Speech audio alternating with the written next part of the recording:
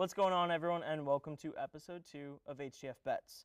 And ladies and gentlemen, the NFL is officially back. I'm so excited. Before we get into some NFL fantasy football ad drops, though, we'll be previewing UFC 306, and then we'll finish off with our surefire pick, as always. And just letting y'all know, one of us did already hit a parlay. Don't go anywhere, though, because HTF Bets starts right now.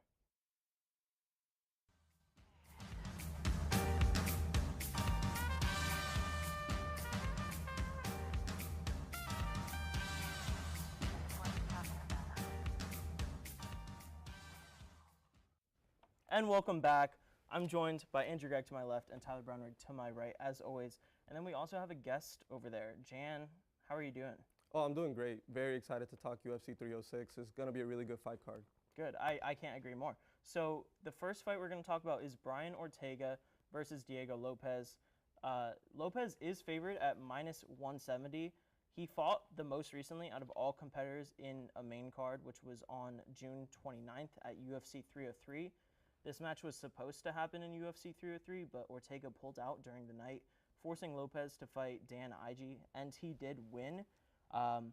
Lopez is also 3 inches taller than Ortega, so that could give him, and also 5 pounds heavier. So that could give him a bit of an advantage. And I think this will be a close fight. Minus 170, Lopez is favored. Jan, any thoughts? I would agree with you. I really do think Diego Lopez is going to win. If this was a 5-round bout, then I would probably go more into Brian Ortega outlasting him. But due to him being 3 rounds, Lopez, as you mentioned, he just fought recently. He's still fresh, especially after training camp. He's going to defend his ground game good, stop a good amount of his takedowns. And considering, Brian Ortega got pieced and got chinned last time, I could really see Diego knocking him out, later in the round, probably by round 2, round 3, if it doesn't go to decision. I agree, but we are going to move on to the next fight. That's Alexa Grasso versus Valentina Shevchenko. Shevchenko is not the favorite. Grasso is at minus 112. This is the women's flyweight title bout. Tyler, tell us a little bit about that. Yes, this is our first in our co-main event. Obviously, the women's flyweight title bout. Both have fought each other in the past. This is actually their 3rd time meeting up. They last fought at UFC Noche, which ended in a draw. And Grasso stole the belt from Shevchenko prior to this, meaning their past 2 fights. So again, her past 2 fights have been against Shevchenko. Shevchenko has yet to get the win off of Grasso. So, Jan, do we think this will be the end to the trilogy where Shevchenko will finally get hers, or do you think Grasso will still come out as champion? I think, we're past Shevchenko's time. She's more of a veteran. She has a lot of experience. But she is getting older in age. I think right now she's 36. And, considering Alexa's younger, she has more of a reach on her. I really do think she might dominate the fight, especially on a mental game. Seeing the last press conference, Valentina was still mad, talked about, because last fight went to decision. People argued if she got cheated or not. So I think Shevchenko, going to the press conference, being angry, being bitter about the situation, calling it a cheat. I think Alexa already has the mental game going. So going to this fight, I think that'll play a lot into this to see who wins. For sure. So moving on to our last fight, the main event is Sean O'Malley versus Merab, in which O'Malley is favorited. The odds have shifted a little bit. He's at minus 130 right now compared to Merab's plus 110, which makes sense. O'Malley is 5 inches taller, and they're the same weight, so he just has a longer wingspan. But Andrew Gregg, tell us a little bit about that. Yeah, so Sean O'Malley has been one of the most exciting fighters since he's come into Dana White's Contender Series. He started there 6 years ago, and since then he's been one of the most electric fighters, having knockout after knockout. He's one of the best strikers in the UFC. And since he's gotten into the UFC, he's only lost 1 fight. And during that fight, he got injured. So he doesn't even really count it. His current record is 18-1, or if you ask him, 18-0. And again, he's just one of the best and most electric fighters in all of the UFC. I think that I personally think that he takes it. Jen, what are your thoughts on this?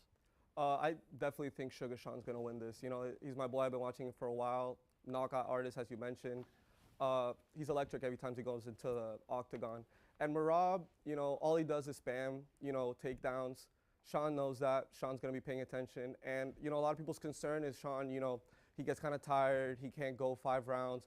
But from his last bout, he went 5 rounds, and all 5 rounds he was trying to knock his opponent out, clearly showing that he can go the distance. And with a guy like Merab who can't really, fight standing, and this is Sean's, what he does best, I don't really think there's a way that Merab can actually take him. I think Sugar Sean's going to knock him out before we even get to the 4th. Yeah, so along that thought process, how do you think their contrasting styles kind of are like gonna compare? Because obviously Merab is more of a takedown artist and Sugar Sean is a striker. So do you think that they're gonna fight this like on the ground, or do you think that it'll be more of a fight where they're just exchanging blows? I think Merab, if he's smart, he should not try to exchange blows with Sugar Sean. Sean is going to knock him out. He reads the fighters well. He watches their movements, the way their feet move, if they throw any feints, any jabs. And Sugar Sean has shown many, many times, even with strikers just as good as him, he will outpiece them. Merab, his best bet to win this is to just lay on Sean, try to get him tired, try to make him tap out. But I really don't think that's going to happen. I don't see Sean being taken down as much, especially since he's been improving his takedown defense. I see Sean winning this very comfortably, knockout in the 3rd, maybe 2nd. Okay, all right. So just to recap, we do have the favorites winning all of these. We have Sean O'Malley, we have Alexa Grasso, and we also have Lopez. So that's going to do it for UFC 306. We can't wait to see those fights. But after the commercial, we will be doing our NFL fantasy football ad drops with Andrew. So don't go anywhere. Hello, Hitting the Field family. My name is Andrew Montana, host of Season 19 of The Main Show. And on behalf of HTF, we hope you're enjoying today's content. But I'm here to tell you about everything else we have to offer here at the network. Mondays at noon, HTF Bets goes live with 3 of the best on-air faces we have in the program. Andrew Gregg's personality, Tyler Brownrick's sports expertise, and Nick Cohen's versatility make the show a fan favorite, but also a warm light to guide you through the harsh world that is the sports betting industry. On Tuesdays, Frankie Noble hosts a brand new show called Girls Got Game, blending women in sports, the biggest sports news stories, and creative segments that make for a fun and engaging show. Next up, we've got The Combine, an easygoing, conversational, and podcast-style show dropping on Wednesdays with Ty Patton as your host. No changes there. But a big change for The Combine is the set. So ladies and gentlemen, allow me to introduce you to The Combine from our brand new podcast studio. We've got the lights, we've got the cameras, all for Ty Patton to bring the action, and we hope you're just as excited as we are for this amazing opportunity. Much great content from The Combine this semester, as always. Then tune in Thursdays at noon for our second live show, The Main Show, hosted by, well, yours truly. Here we'll cover any sport, any topic, any story, no matter how obscure, be it basketball, football, hockey, soccer, UFC, MMA, cycling, even baseball. But be sure to tune in throughout the semester for our special shows, including drafts, debates, and much, much more. Lastly, Nighttime is aired on Fridays, where Patrick Previty and Matthew Bracker talk about UCF and college sports. From in-depth looks at campus's top storylines to collegiate records being broken nationwide, let Nighttime be your primary college sports resource. And outside of our 5-show roster, be sure to tune into our other content, such as the Studio Days vlog run by Vlog King Nick Cohen, breaking news graphics on our Instagram page, and much more. As well, make sure you're subscribed to Hitting the Field Network on YouTube, as well as following us on Instagram, TikTok, Facebook, and X. But as for me, I've been Andrew Montana. Thank you so much for watching, and back to your regularly scheduled programming. And welcome back. As I said before, the NFL is back, and I could not be happier. Fantasy football also is back, which causes a lot of stress, but also a lot of happiness. And I'm joined by Ben Huber at the desk, and if you're wondering where Andrew Gregg is, we'll get to him in a second. How are you doing? I'm doing great, ready to talk some fantasy football. Awesome. So let's just get right into it. Andrew Gregg has given us 3 ads and 2 drops. Can you get into that, Andrew? Yep, of course. So my first ad is going to be Isaiah Likely from the Baltimore Ravens. He is their #1 tight end, or looks to be their #1 tight end. Obviously, Mark Andrews has been an offensive threat for years, and it looks like Isaiah Likely is looking to take his spot, unfortunately, for a lot of fantasy owners who drafted Mark Andrews pretty high. My second ad is going to be Brandon Cooks, who is possibly the wide receiver 2 for a really good Dallas offense. He got 7 targets yesterday with 40 yards and a touchdown. Then we have Chris Boswell as my third ad, and he is the kicker for the Pittsburgh Steelers. Pittsburgh is in a very interesting scenario where they are 6 for 6. He went 6 for 6 yesterday, 3 for 3 on field goals of over 50 yards or more. And he was just one of the best kickers in all of fantasy yesterday. He had 21 points. And for my drops, unfortunately, I have Tyler Algier from the Falcons. he is in an offense where he won't be being used much with Bijan Robinson as the #1 back, only getting like less than 10% of the carries last week. And then also I have Chuba Hubbard as like one of my drops. Unfortunately, he's in an offense where like he just won't be getting any carries because of how bad the offense is. Bryce Young is probably gonna have to throw for 30 plus times every game, and it's just a terrible offense, bad offensive line. He's one of the people I'd drop like as one of the fastest drops in fantasy football. It's so confusing, though, why they have a bad offensive line, because they spent so much money this free agency getting guys like Robert Hunt and Damian Lewis from the Seahawks. So I don't understand that, but I do think it's a justified drop. But starting it off with Isaiah Likely, let's dive into that, because Mark Andrews, he didn't do anything during that game. He was registered to basically left tackle, it felt Yeah, like. which is so He was like pure embarrassing. Pass blocking, it felt like is just Lightest and left tackle ever. shout out Phil, you were just a year early on the Isaiah Likely hype train. Because I remember, like this time a year ago, Phil was like, guys, you got to buy in on Isaiah Likely. And it just did not happen. To but be now, fair, now it's here. Yeah, well, he did do a little bit last season, but I think he, like, not to overreact, but we kind of need to react because he kind of solidified tight end 1. He could be. I'm not speaking for the Ravens, but he totally could be tight end 1 for the Ravens. Do you agree, Ben? Yeah, I mean, maybe they just saw something on that Chiefs defense that made them want to shift towards Likely. But I think in that game, Andrews got no production, no usage really. And Isaiah Likely looks like the tight end 1. Yeah, totally fair. But then the second one, Brandon Cooks, I kind of knew this going into fantasy. I figured the exact same reasons that Andrew said. He's the receiver 2 on a very good offense. So I don't know why a lot of people weren't drafting him. I completely agree with this. Tyler, do you agree? I mean, Brandon Cooks, he's an aging veteran receiver. He's been in the league for like 30 years. He's been around for quite some time. And he's like 29. But I would say I disagree that he's the guy that you should target. I think if you need a wide receiver after what we saw in week 1, Alec Pierce from the Indiana Colts absolutely should be your target. 21 points last week, caught a 60-yard touchdown from Anthony Richardson. I've been an Anthony Richardson truther for as long as I can remember. Alec Pierce, he's rostered in less than 1% of ESPN leagues. He is a guy I think that should be targeted if you need wide receiver help. That's fair. And you can also mention Xavier Worthy. Everyone knows he had a ridiculous game, but I think he's on this list not on this list because a lot of people already drafted He's already him. rostered Exactly. in all the leagues. So, and then Chris Boswell. Not very often that you're going to see us wanting to add a kicker because, it's just a kicker. But he got a lot of points for fantasy owners this week. Tell us a little bit about his performance. All the points for the Steelers. Yeah. I don't think they scored any touchdowns. I think it was all Chris It Boswell. was all Boswell. It was all Boswell. And that's something they're used to, though. Yeah, that's true. That alone And let me makes tell you, want to a pick him. great fantasy kicker performance can ruin your day sometimes. Like if you're me and you played against Brandon Aubrey. Oof. That was Rough. brutal. Yeah. I forgot to check my lineup and started Matt Gay, who was injured. So. Nice. Okay. Well, Andrew, tell us a little bit again about why we should drop Tyler Algier, because I know a lot of people, like everyone was on the Bijan hype train, and that's very justified. But people thought that the volume would still be there for Algier. Why is it not going to be? Yeah, so Tyler Algier, unfortunately, is in an offense where Bijan Robinson is the star running back for that team.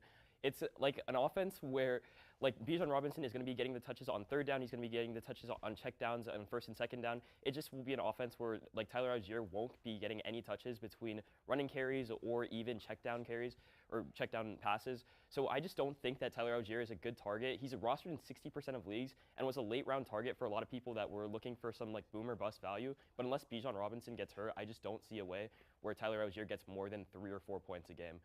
And then also I want to highlight Chris Boswell because everyone was saying like, oh, if you have a kicker that does really well, 21 points is actually insane. And it came off of the fact that he had 3 field goals that were over 50 yards. He's one of the best kickers. He is the best kicker in like 50 yards or more. He's made 34 out of 41 total kicks from 50 yards or more. He's the most accurate kicker ever from that distance. And if you need a kicker that's on like waivers or anything like that, he might not be my favorite pickup from waivers, but I think that he's definitely a great pickup if you need someone. Like if your kicker got 3 points last week, then I think that Chris Boswell could be a great pickup for you. That's fair. And at the top of the segment, I touched on Chuba Hubbard a little bit, but Tyler, tell us a little bit more about the Panthers. If you didn't watch the Panthers Week 1 game and the disaster that it was, it is a pure fire sale. If you have any Panthers player on your roster, get them off immediately. I know Adam Thielen last year was kind of a great waiver wire pickup for people just because of the amount of sheer targets he got. But that offense, it's bad. Bryce Young, he's not it, guys. He just cannot hang in the NFL. It is so insane just how truly abysmal this offense looks. I think it's a little too early still. I Give them the rest of the year. hardly It's the disagree. Saints. We thought we'd see Week 1 from Bryce Young. We thought it's like, all right, let's start to see that improvement after that disastrous rookie campaign, and it just wasn't there. It was. Oh my God, it was so bad. He had a pick. He had no touchdowns. They got He had blown. 2 picks. He had 2. Oh yes, he had 2 picks. They got blown out, dude. But I will say this. He's running into his offensive lineman. and Yeah, it's not no, looking I saw good. that. That was depressing. But we knew that the Saints had a good defense. But I think it's more the Panthers defense that let the Saints offense look like the Chiefs. That shouldn't be happening. They should have made more defensive additions. And Dave Canales, new head coach, is an offensive guy. They made offensive additions too. They got Xavier Legette, their rookie but they receiver. were playing a good defense. A lot of people say the Saints is a top they 5 got- defense. I top think 10. that's a Okay, bit. yeah, Top 10. That's a Yeah, bit. okay. I think a bit of a hot take, but it's not like they're playing. I'm not saying it. They're but not playing other the people are. monsters of the Midway. Get points. Adam Thielen was able to get like 10 But it's a plus. good defense. Yeah. Marshawn receptions. Lattimore, Tyrann Matthew. Adam Thielen was getting points last year against the Saints, dude.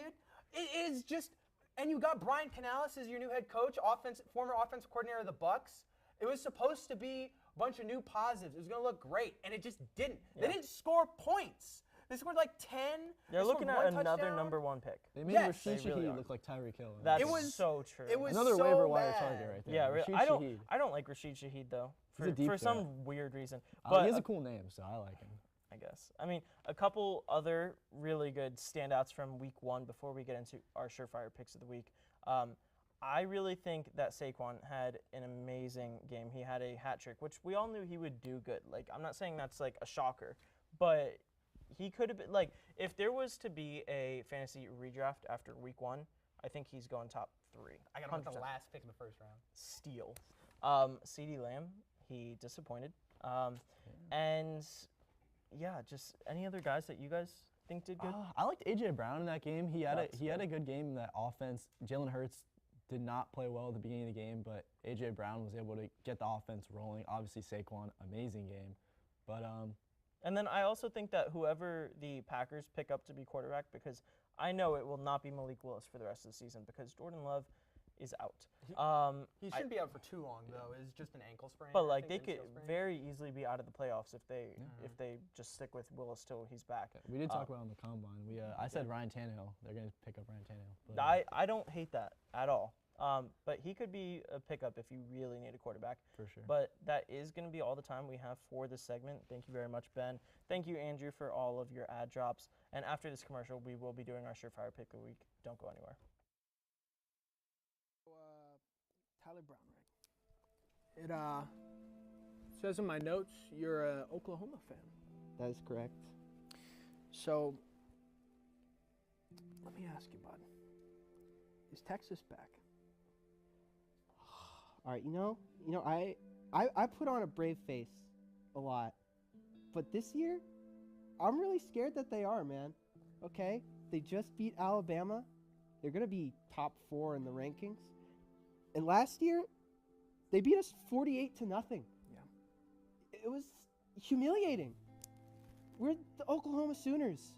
We were the best ever. We were talk of the town. We had Baker, Kyler, and Jalen 3 years in a row. And now, are we good? I don't know. We haven't won a national title since 2000. We're number 18, I think, and nothing matters, dude. Sometimes we build up these walls thinking they're impenetrable. But sometimes you have to knock these walls down to build up bigger and stronger ones. You got to be tough through that. It's hard being an Oklahoma fan at this time, but grass is always going to be greener on the other side of the hill, buddy. Is it? I cannot live through a Texas national championship. I can't. I'll never recover. you want to talk about Lincoln Riley? What'd you just say to me?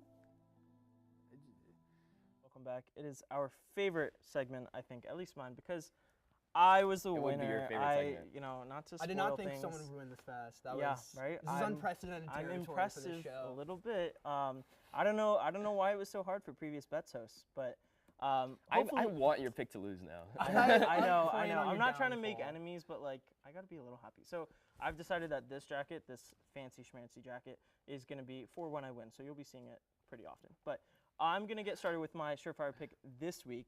I am betting on the Los Angeles Chargers versus Las Vegas Raiders game, which will be on September 15th, Sunday at 1 p.m. My total odds are going to be sitting at plus 331. So I'm taking the Chargers money line at minus 260. I know it's a pretty hefty minus, but whatever. Chargers will cover the spread at minus 4.5. That's sitting at a minus 115. And then I'm also taking the total points to be under 42.5. I don't know. I know these teams played twice last year. I don't think it's two high-scoring offenses. It's fairly okay defenses. J.K. Dobbins had a ridiculous revival game yesterday. He had 135 yards on only 10 carries and a touchdown. Just ridiculous. And with new head coach Jim Harbaugh, we kind of expected the running game to be better, improved. I don't know if I didn't expect it from J.K. Dobbins, though. I was thinking Gus Edwards, maybe even Kamani Vidal out of Troy, the rookie. He was getting hyped up in training camp. But J.K. Dobbins, I forgot to mention him as an ad, just in case, if he's not already rostered on Deep some running teams. back room. Yeah, but that's a good game. I think it's going to be a lot of rushing yards for the Chargers. Going against that Raiders defensive line is going to be slightly difficult, but Jim Harbaugh can get it done. So again, that's at plus 331. I'll be wearing this jacket next week. But let's move on to Tyler. Any thoughts on that first? I really like your pick. I'd Okay, say, awesome. I think that is good. Chargers to cover that spread. But I will be going to college football this Friday as Arizona takes on Kansas State in the Battle of the Wildcats on September 13th at 8 p.m. My total parlay is sitting at plus 405.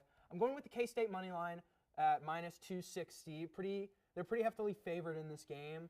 Arizona's defense is not, I would say, on the same level as K-State.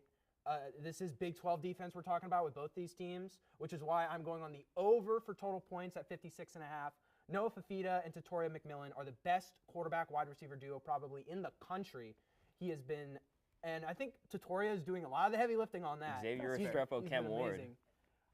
Keep going. Keep going. Fafita is still amazing. And then I believe Arizona will cover the spread at plus 7.5. That is at minus 110. But Tatoria McMillan, he has been on a tear to start League this him. season. He has been amazing. He had 300 yards in the season opener with 4 touchdowns. Had another great game last week. But again, Noah Fafita also, his quarterback, do not sleep on Noah Fafita. He was a true freshman last year with Arizona State, got them ranked at the end of the year, could have won the Pac-12 South if they still had divisions, much to their coach's dismay, they didn't. But I think I will get on the win column this week with this. And he's playing against another former true freshman last year in Avery Johnson. Avery Johnson, yes. So that'll be a fun matchup, two dual threat quarterbacks, you know. Mm-hmm. Andrew, tell us a little bit about your surefire pick. Hopefully you could be 1-1 next week. Yeah, so I feels like I came from a funeral, which is why I'm wearing all black this week. I watched a 3-hour baseball game just for my C.J. Abrams pick to miss by half a hit. Everything else hit. The under hit.